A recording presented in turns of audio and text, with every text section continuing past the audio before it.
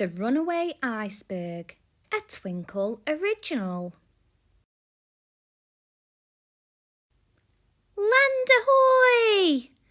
Shouted Rossi, looking out to sea with her telescope. Shall we dive in and explore, Captain? You know I don't like swimming, Gaspar said with a sigh. Suddenly, a cracking sound came from below them.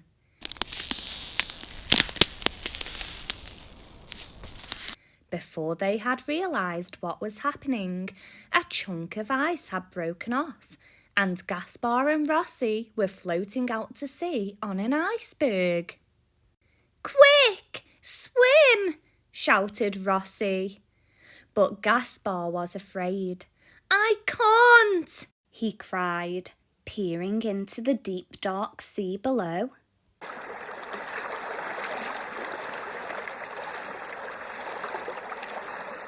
The iceberg floated out farther and farther until they could no longer see land. What are we going to do? Asked Gaspar, trembling. How will we ever get back? We're brave explorers, remember? Said Rossi, holding Gaspar's flippers. We will find a way. Gaspar took a deep breath. I guess we could use our flippers to row back, he said. But which way is home?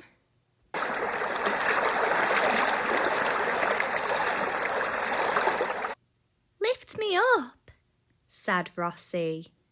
She climbed onto Gaspar's head, but she was still not high enough to see land. Try jumping, she suggested, giving him a little nudge with her foot. Gaspar jumped, and they both landed on the ice with a thud. Need some help finding your way? Asked a snow petrel from above. Oh yes, please, called Gaspar. Which way is land? It's this way, called the snow petrel, flying high above them. Gaspar and Rossi used their flippers to row as hard as they could, but the current kept pushing them the wrong way.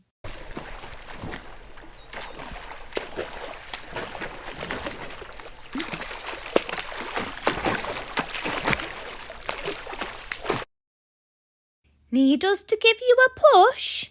Asked an Antarctic silverfish from below. Oh yes, please, called Gaspar.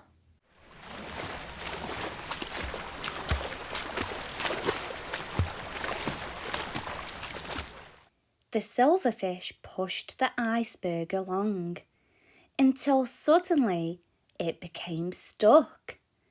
We'll never get through here, exclaimed Gaspar. Need some help breaking through the ice? Asked a blue whale from the deep. Oh yes, please, called Gaspar. With a huge flip of its tail, the whale smashed the ice and cleared the way. Gaspar and Rossi bobbed along behind it, glad to finally be on their way back to safety. Land ahoy! Squawked the snow petrel. It's all been a great adventure, said Rossi, grinning. We're just like real explorers. The sun shone brightly in the sky as Gaspar and Rossi headed for home. Hey, stick to your side, Captain, laughed Rossi, as Gaspar's tail feathers tickled her feet. I'm right on the edge, grumbled Gaspar. The two penguins turned to face each other in shock. The iceberg was getting smaller and smaller. It's melting, shrieked Gaspar. We need to move faster. The silverfish swam quicker, and the blue whale helped to push. But the ice was melting too fast.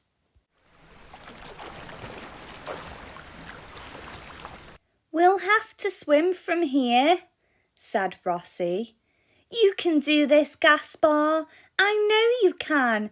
You are the captain after all." The silverfish started to cheer. "Gaspar! Gaspar! Gaspar!" Soon everyone had joined in, and Gaspar began to feel braver. Gaspar gulped. Then with one big jump, he splashed into the water.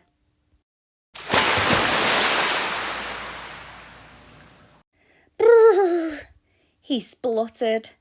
"It's so chilly." "Use your flippers!" shouted Rossi as she dived in over Gaspar's head.